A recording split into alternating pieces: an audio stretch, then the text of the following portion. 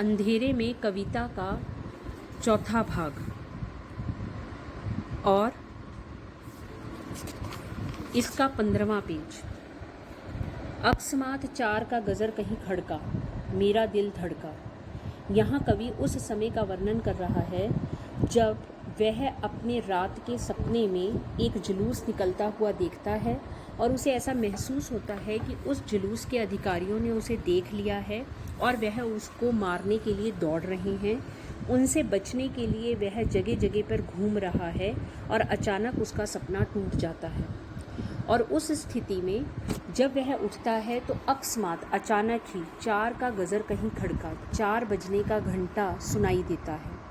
4 बजने का घंटा सुनाई देता है अर्थात ऐसा लगता है कि 4 बज गए हैं, जिसके कारण उसका स्वप्न भंग हो गया है और वह उठकर बैठ गया है, या उसकी वह घटनाएं जो उसे सपने में देखी थी वो उसे अभी भी याद आ रही हैं। मेरा दिल धड़का 4 बजने के घंटे की आवाज़ को सुनते ही उसका दिल जोर जोर से धड़कने लगता है। उदास मटमैला मन रूपी वाल्मीकि, कहते हैं उसका जो चेहरा है उस समय बड़ा उदास है। मटमैला मन है अर्थात मन में कई प्रकार की व्याकुलताएं भरी हुई हैं। और रूपी वाल्मीकि का मतलब होता है दीमक। और ऐसा लगता है मानो कि कहीं पर जैसे उसके मन पर किसी ने दीमक लगा दी हो, अर्थात जिस प्रकार से दीमक किसी भी लकड़ी की वस्तु को खोखला कर देती है, वैसे ही उसकी वह मटमैली भावनाएं या उसके वह नकारात्मक विचार उसको अंदर ही अंदर कमज़ोर बना रहे हैं।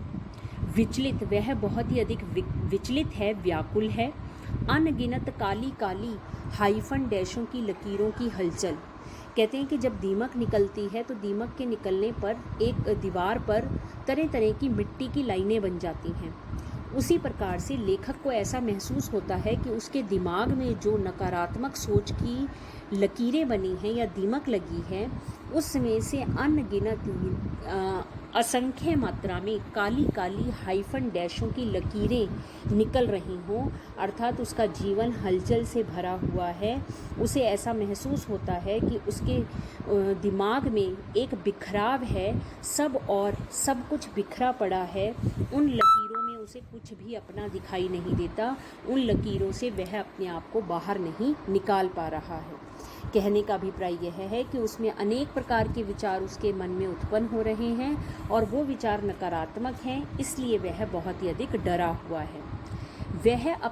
मैं अपने कमरे में यहाँ लेटा हुआ हूँ, काले काले शहतीर छत के हृदय दबोचे। कहता है कि मैं सुबह के समय में अपने आप को एक कमरे में लेटा हुआ पाता हूँ क्योंकि उसका सपना टूट गया है और वह मगर अभी अपने बिस्तर से नहीं उठा है। काले काले शहतीर छत के मतलब होता है कि वो जो बीम डले हुए होते हैं, लकड़ी के लंबे लंबे बीम उसको अपनी छत पर दिखाई दे रहे हैं और ऐसा लगता है मानो कि वो सबके सब बीम या शहतीर उसके ऊपर गिरने के लिए उतावले हैं और उसके हृदय को दबोचना चाहते हैं, उसके हृदय को दबाना चाहते हैं।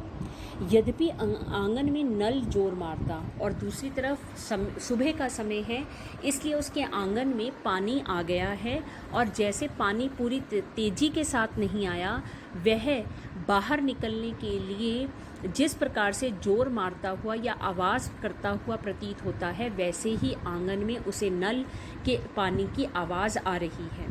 खूब खरखराती पानी की धारा और आवाज़ करता हुआ वह पानी एक धारा प्रवाह के रूप में नल से निकलने के लिए तैयार हो रहा है, किंतु न शरीर में बल है, अंधेरे में गल रहा दिल यह है। वह कहता है लेकिन मेरा शरीर इतना कमज़ोर हो चुका है, उस सपने के बाद मैं इतना अधिक व्याकुल हो चुका हूँ, मुझ में इतना आलस भर चुका है कि उस अंधेरे में मेरा मन व्याकुल है और मैं उठकर नल भी बंद नहीं कर सकता। मैं देखना नहीं चाहता कि पानी आया या नहीं आया। वो जो शहतीर या लकड़ी के लट्ठे मेरे ऊपर गिरने के लिए तैयार हो रहे हैं, मैं उन्हें अपने हाथों से रोक नहीं सकता। मैं अपने बिस्तर पर लेटा हुआ चुपचाप केवल उस आवाज़ को सुन रहा हूँ और उन शहतीरों को देख रहा हूँ। एकाएक मुझे भान होता है जग का, अखबारी दुनिया का फैलाव। कहते हैं एकाएक अचानक ही मुझे आभास होता है संसार का, कि इस सारे संसार में अखबारी दुनिया का फैलाव, अखबारी दुनिया के लोग समाचार पत्र पढ़ते हैं और उन समाचार पत्रों के समाचारों से ही ज्ञान को प्राप्त करते हैं, और ऐसा लगता है मानो कि ये सारे संसार ने ही उस समाचार पत्र को पढ़ रखा है। फैलाव, घिराव, तनाव है सब और उन समाचारों को पढ़कर प्रत्येक व्यक्ति के मन में अनेक प्रकार की व्याकुलताएं, अनेक प्रकार का क्रोध या फिर अनेक प्रकार की चिंताएं उनमें उत्पन्न हो चुकी हैं। पत्ते न खड़के, सेना ने घेर ली हैं सड़कें। उसे आभास होता है कि अब तो एक पत्ते के खड़कने की आवाज़ भी सुनाई नहीं देती, क्योंकि सेना ने कर्फ्यू लगा दिया है और सारी तरफ से सड़कों को घेर लिया है। कोई भी व्यक्ति उस सड़कों पर घूमता हुआ दिखाई नहीं देता। बुद्धि का मेरी रग में गिनती है समय की धक धक। वह कहता है कि बुद्धि की मेरी रग, वह कहता है कि मेरे जो शरीर में बुद्धि है मेरी, या मेरी दिमाग की सारी नसें जैसे कि उस समय की धड़कनों को गिन रही है, उस समय की धड़कनों को, धक धक को सुन रही है, समझती है, और वह मानता है कि उसे पता है कि यह सब क्या हो रहा है। उसके मन में जो विचार उठ रहे हैं वह जानता है कि ये विचार क्यों उठ रहे हैं, यह सब क्या है। किसी जन क्रांति के दमन निमित्त यह मार्शल लॉ है।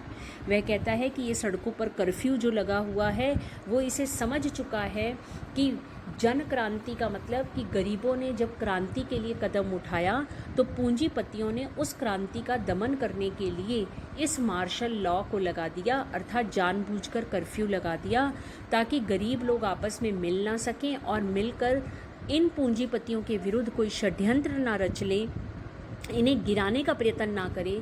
इसलिए उन सभी बातों से बचने के लिए ही इस सड़क पर कर्फ्यू लगाया गया है, लोगों को मिलने से रोका गया है। यह कहने का अभिप्राय यह है कि वह कवि चाहता है कि किसी तरह से पूंजीपति इस क्रांति को दबाना चाहते हैं, गरीबों को रोकना चाहते हैं, इसलिए उन्होंने इस चाल को या षड्यंत्र को रचा है।